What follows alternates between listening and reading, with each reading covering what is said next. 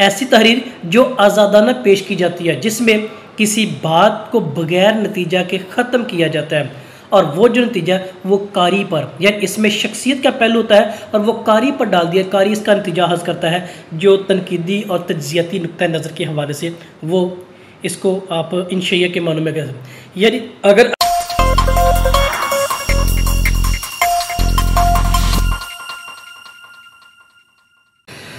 अज़ीज़ तलबा तलिबात, नाज़रीन सामुईन, उम्मीद करता हूँ आप खैरियत से होंगे।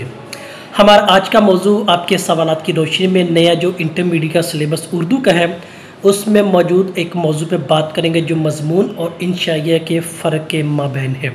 बुनियादी तौर पर देखेंगे कि इनके माबैन फ़र्क क्या है, लुग़वी एतबार के, इस्तिलाही एतबार से और इसकी हैती कंडीशन और सूरत हाल के एतबार से इनमें बुनियादी फ़र्क इस पर बात करते हैं। सबसे पहले बात करते हैं मज़मून। मज़मून देखा जाए तो वो कहते हैं किसी भी मौजू पर बहस को अहाता तहरीर करना या अहाता तहरीर में लेके आना, वो मज़मून के मानों में आता है।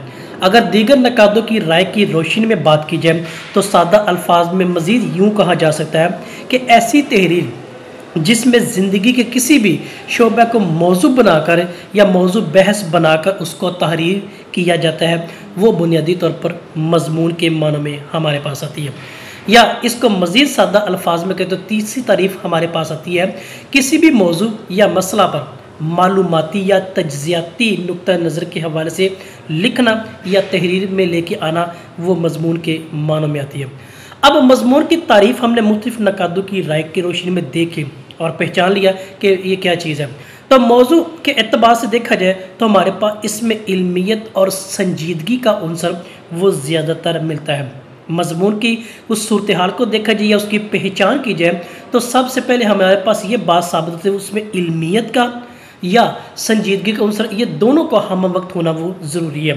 फिर दूसरी बात है कि गैर शख्सी और गैर जानदार इसमें मौजू का होना वो ज़रूरी है। किसी की पर्सनल स्टेट में या पर्सनल राय के तौर पर नहीं, बल्कि उसके अंदर गैर शख्सी और गैर जानबदारी का मौजू वो ज़्यादातर मुदल्लल गुफ्तगू का होना और वजाहत और दलील पर मुबनी जो तहरीर है ये उसकी निशानियाँ कह सकते हैं, उसके रूल एंड रेगुलेशन कह सकते हैं या उसके असूल व ज़वाबित कहा जा सकता है। तो उर्दू में देखा जाए तो मज़मून निगारी या मज़मून नवीसी का जो बानी वो सर सैयद अहमद हैं।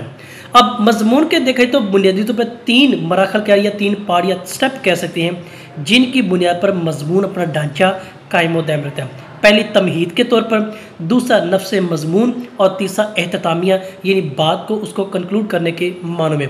तो इन तीनों मराहल या अज्जा की बुनियाद पर मज़मून अपना ढांचा कायम दायम या अपनी शनाख्त बयान करता है। अब इसके बाद दूसरी चीज़ हमारे पास है वो है इंशाइया, जिसका लुग़वी मतलब अबारत के मानों में आता है। मुराद क्या हुआ कि ऐसी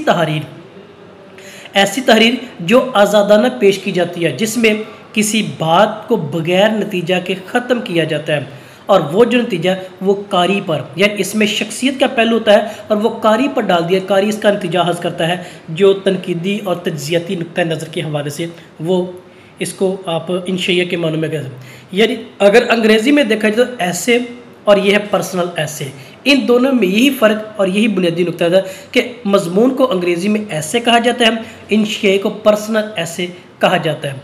तो इसके कुछ समझने के लिए देखा जाए या अहम अज्जा हमारे पास आते हैं कि बात कारी पे छोड़ दी जाती है। जितनी भी तहरीर लंबी है, छोटी है, मुसर है, जिस भी अंदाज में है, तो वो बात मुकम्मल तौर पे कारी पे छोड़ दी जाती है। कलम निगार कारी पे डिपेंड करवाता है कि कारी अब इसका नतीजा आहज़ करता है, जबकि मज़मून में वो मज़मून निगार खुद इसका नतीजा आहज़ करता है। दूसरी, इसके अंदर बात दिलचस्प और खुशगवार मूड में होती है, जबकि मज़मून में संजीदगी वाला मामला में देखा कि वो ज़्यादा, जबकि यहाँ पे खुश गुफ्तारी, तंज़ व मज़ाक का अंदाज़ भी किया जा सकता है। मज़ाहिया अंदाज़ पढ़ते वक्त ज़ेरे लब मुस्कुराहट का जो उनसर है वो ज़्यादातर मिलता है। तो यहाँ देखा जाए तो उर्दू के अंदर रशीद अहमद सिद्दीकी की जो तहरीर वो चारपाई, जिसके अंदर उसे बड़े खूबसूरत अंदाज में मुस्कुराहट का लब व लहजा बयान किया है जो मज़ाक निगारी के अंदाज़ में, तो ये मज़ाक के करीब पाई जाती तहरीर के तौर पर हमें मिलती है।